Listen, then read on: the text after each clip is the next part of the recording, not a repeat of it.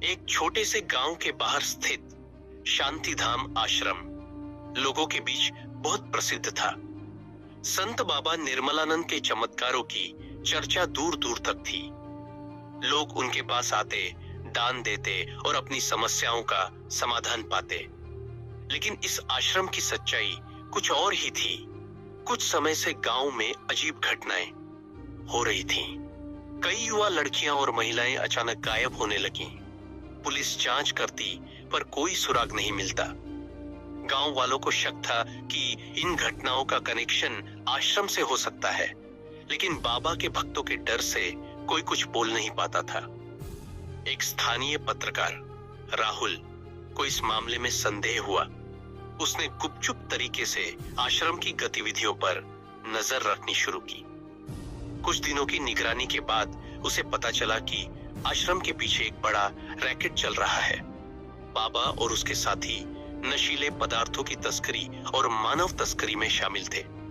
गायब हुई लड़कियों को जबरन विदेश भेजा जा रहा था। राहुल ने अपनी जान को जोखिम में डालकर सबूत इकट्ठे किए और पुलिस को सूचना दी। रात के अंधेरे में पुलिस ने आश्रम पर छापा मारा। वहां से नशीले पदार्थों के साथ साथ कई लड़कियां बंधक बनाई हुई मिली, जिन्हें जल्द ही विदेश भेजा जाना था। बाबा और उसके गिरोह के सदस्यों को गिरफ्तार कर लिया गया। पूछताछ में पता चला कि बाबा असल में एक बड़ा अपराधी था, जो भोले भाले लोगों को धर्म के नाम पर ठगता था। उसने अपने आश्रम को अपराध का अड्डा बना लिया था।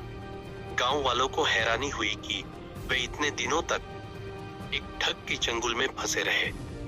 बाबा निर्मलानंद और उसके गिरोह की गिरफ्तारी के बाद पूरा इलाका सन्नाटा रह गया। कुछ लोगों को विश्वास ही नहीं हो रहा था कि जिस संत को वे भगवान का अवतार समझते थे, वह एक अपराधी निकला। वहीं बाबा के कुछ अंधभक्त अब भी उसकी पवित्रता पर यकीन कर रहे थे और पुलिस पर झूठे केस बनाने का आरोप लगा रहे थे। जिसने भी इस आश्रम को उजागर किया था, पत्रकार राहुल, अब उसकी जान खतरे में थी। उसे कई अज्ञात नंबरों से धमकी भरे फोन आने लगे। एक रात जब वह अपने घर लौट रहा था, 2 बाइक सवारों ने उस पर हमला कर दिया। सौभाग्य से पास से गुजर रहे कुछ लोगों ने शोर सुनकर उसे बचा लिया। राहुल समझ चुका था कि बाबा का नेटवर्क उससे बड़ा है और अभी भी खतरा खत्म नहीं हुआ है। जेल में बैठे बाबा निर्मलानंद ने अपने वकील और बाहर मौजूद गुंडों के जरिए अपना काम चलाना शुरू कर दिया।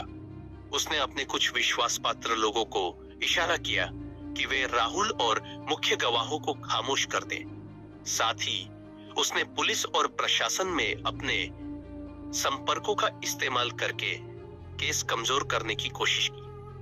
धमकियों के बावजूद राहुल ने हार नहीं मानी। उसने पता लगाया कि बाबा का कनेक्शन एक बड़े अंतरराष्ट्रीय माफिया से है, जो नशीले पदार्थों और मानव तस्करी का धंधा करता है। उसने अपने एक सूत्र से जानकारी हासिल की कि जल्द ही एक बड़ा कंसाइनमेंट विदेश भेजा जाना है। राहुल ने तुरंत अपने एक विश्वसनीय पुलिस अधिकारी एसपी वर्मा को इसकी जानकारी दी। एसपी वर्मा ने गुप्त सूचना के आधार पर एक रात में ही बंदरगाह पर छापा मारा, जहां से लड़कियों को जहाज के जरिए विदेश भेजा जाना था। इस ऑपरेशन में कई तस्कर गिरफ्तार हुए और दर्जनों लड़कियों को मुक्त कराया गया।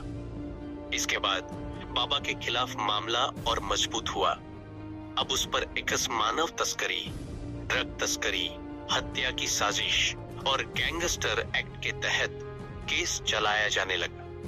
कई सुनवाइयों के बाद बाबा निर्मलानंद और उसके सहयोगियों को उम्र कैद की सजा सुनाई गई।